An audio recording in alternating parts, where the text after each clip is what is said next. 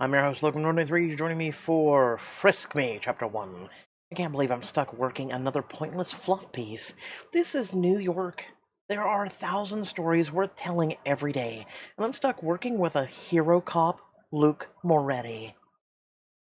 In truth, you know this news story is your best chance of making it big and achieving your ultimate goal. Primetime anchorwoman. It's so close I can almost taste it, but I have to get through this last story first. Watch out, Moretti. Ready or not, here I come. Joining you on assignment is Milhel, your good friend and trusted cameraman for as long as you've reported for CBC. Remind me what we're doing in Times Square. I thought we had to talk this thing over with the police captain. Not yet. My sources tell me Luke is on patrol in the square right now. We'd be stuck waiting around for him at the precinct anyway. This way, we can snag some early footage of him on duty. Your sources told you this? What sources? I'll say I have sources. Fine, I found out myself. None of your business. Fine. I guess you told me who they were. They wouldn't be anonymous sources, would they? A woman never reveals her secrets, Milhail. The streets of Times Square hit you like a wave as you force your way through the crowd of sightseers and tourists. God, no New Yorker would be caught dead here if they didn't have to be. This place screams tourist trap. There must be a dozen cops patrolling these streets. Hope you can remember what this guy looks like from that crappy little video. Actually, that's him right over there. Sure enough, there, on the other side of the square, stands tall, dark, and cuttingly handsome figure of Luc Moretti. Ah, we get to pick him. Well, I mean, he's out on the street all the time. It's very tan. I like the kind of gritty stubble he's got. Kind of reminds me of myself, or Mud Bunty. I'll go stubby, I like it. Choose his hairstyle. I like the black wave, but this one seems more realistic. A beautiful woman stands at his side, shamelessly oogling at the city's newest hero. Her blatant flirting is obviously putting the young officer off his game, his grinning partner being no help whatsoever. Good catch. I'm pretty surprised you could recognize him from over here. Well, I've actually met him before. What? Yep, 3 years ago, right before you came on board, and we got partnered together. Right, you were pretty new yourself. Yeah, I was trying to get a picture of the mayor after some fundraiser, and this guy had the nerve to give me a parking ticket. From deep in your pocket, you remove a crumpled piece of paper and hand it over. 3-year-old coffee stains and lipstick smears, but there's no mistaking it. Why is her lipstick smeared? What? Why is there a lipstick thing on it? I'm so confused. Department of Finance parking violations. Holy crap. You still have the ticket? You never paid it? He was clearly just some young cop trying to act like a big shot. I wasn't going to dignify his ego by paying it. Great, so we're already off to a wonderful start with the subject of our story. That doesn't explain why you've kept it all this time. And also why there's lipstick smears on it. I'll say it's just a useful memento. I figured I might pull it out if he gets a little too full of himself. Remind him of his place. I'm sure that will go over wonderfully. Okay, so Ava, who got a ticket, isn't a big fan of Luke, but what about Ava the professional reporter? What's your honest take on this guy? Honestly, I thought he was professional. Oh? I hate to admit it, but he did his job well, and it was clear he took it seriously. I guess that's to be expected from the hero cop. So, what's the plan here? We probably won't be able to hear anything they're saying if we don't get closer. At the same time, our footage won't be very, naturel if he figures out we're trailing him. He's right. I won't get anything on this Luke guy unless we go in for a closer look, but we'll have to figure it out just right. So what do you say? Go for some old school investigative journalism? You know it. We should... leave. Mihail nods and responds. No sense risking things now. We'll have plenty of time to interview the guy once we're working the story. Yeah, but we'll miss out on the candid stuff. We're not supposed to be getting anything right now. Candid or not. I know, but I've always liked to know a little bit more about my subject before I approach them. Look, let's get the footage we can and not risk jeopardizing this whole project. From a distance, you can see Luke, still clearly bothered by the young woman. His partner sweeps in, trying to put the moves on her, but Luke sends her along after a few minutes. Wonder what they're talking about. If I could just get closer. Don't even try it. Luke and his partner walk a bit further, exchanging a few private words between themselves. This is weird, right? What do you mean? This hero cop sure doesn't seem thrilled about all the attention he's getting. Didn't even seem excited to have that fangirl around. Maybe he's just had a long day. Maybe. We should probably double back to the station. I know the police captain's already given CBC the green light to run the story, but we still need to talk to this Luke guy face to face. Right. Guess we better get this over with. Wow, that is an empty backseat. The drive to the police station goes up by rather quickly, despite the rush hour traffic. While Mihail edits footage in the van, you quickly find yourself standing in front of the desk of the police captain, Brinker. Wow. Wow, did they seriously reuse something from Star Trek? I'm actually genuinely impressed. He looks up at you through heavily wrinkled eyes, almost resembling a grumpy bulldog. The press has arrived. Wonderful. You can save your breath. Higher-ups have already explained the situation. So, Moretti already knows we're running a network special on him? Brinker shakes his head, his jowls shaking along with him. He actually doesn't look that bad? Question mark? Not exactly, but he also won't be saying no. Those orders come straight from the top. Besides, the one thing Moretti has going for him as a cop is his relentless ability to follow orders. Once I explain the situation, he won't say no. I guarantee it. I'm not surprised those in charge have agreed to let us run the story. After all, the NYPD is in desperate need of good press. What? The whole, strangle-holding people while they say they can't breathe and killing them doesn't do good press? 3 months ago, an officer in uniform shot an unarmed homeless man. Ah, they're in a way kind of using real-time shit, too. The officer had claimed self-defense and mistakenly identified of a weapon, but it wasn't enough to cushion the damage.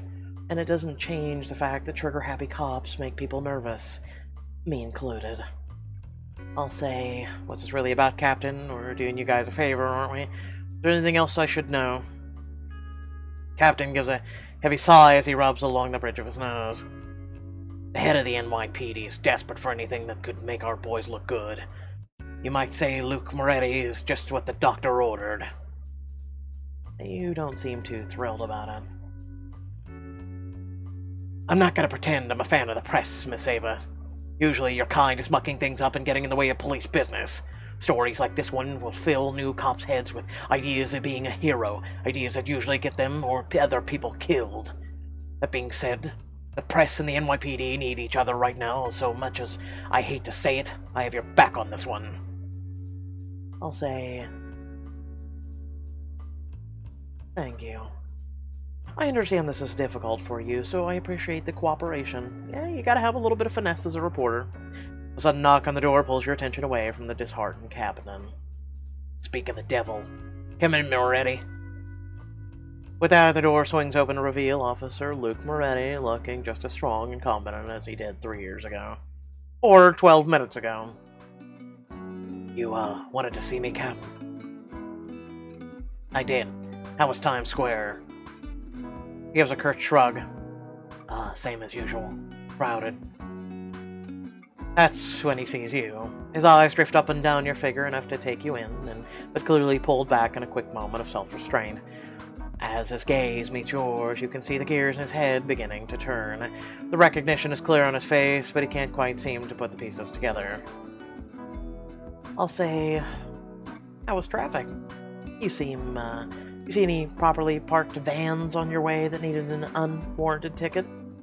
Oh, I like that. Parked vans, I don't follow. You're trying to figure out how you know me. 3 years ago, you gave my news van a parking ticket, and we exchanged words. Already? You were on traffic duty? I have no idea police royalty stooped that low. It was a long time ago, Captain. Got out a hand to shake his, and he responds, though his grip lingers a little longer than you expected. I'm Ava. Trust me, I remember. This would be a lot easier if he was just a teensy less gorgeous. And did he just say he remembers me? Still, I'm aware he's just the same cop now as he was back then. A hero, or not. I should stay quiet. Brinker takes a sip of his coffee before interrupting the two of you, which really not interrupting. CBC wants to run a prime time network special on you. Luke doesn't even hesitate. No. Wow, that was not the answer I was expecting. Most people, even the humble ones, are usually more than keen on having their story told. Everyone wants to be famous. Still looks like he might need a little bit more convincing. I'll tell him... Household name? No. He owes it to the rest of NYPD? No. And he'll help inspire a new generation of viewers. We'll go with that. Kids growing up need something to believe in. They see that there are people out there capable of truly heroic things. There are lots of worthy cops. Why do I have to be the one who gets his face plastered everywhere? Listen, Moretti. If this was up to me, you'd be stuck doing the Bronx beat, where that pretty face of yours might see some action. But this directive is above me. The order's coming all the way from the top. This isn't what the NYPD is about. We don't grandstand, Captain. You know that. You do when a cop with a Hollywood heartthrob face can't resist putting himself in front of a camera. We need the good publicity, Moretti. Shit. Seems like he's realized there's no getting out of this one. Still, it's a little odd he's being so resistant. I'll say, you're going to be great. It'll be done before you know it. Stop whining. Yeah, stop whining. You should be happy about this. I'd say 99% of cops out there would be. We start Monday. What time do you work? Sorry? Your work day. When do you start? What does it matter? Don't you just tell me what day and time to show up to your studio? Wow, he really doesn't get it, does he? We can't just have 3 hours worth of face-to-face interviews in cushy chairs. This is an inside look at America's hero. Hold on now. 3 hours? America's what? His initial irritation quickly gives way to panic. America's Hero, it'll be the name of the series? Now hold the hell on. There's not going to be a series.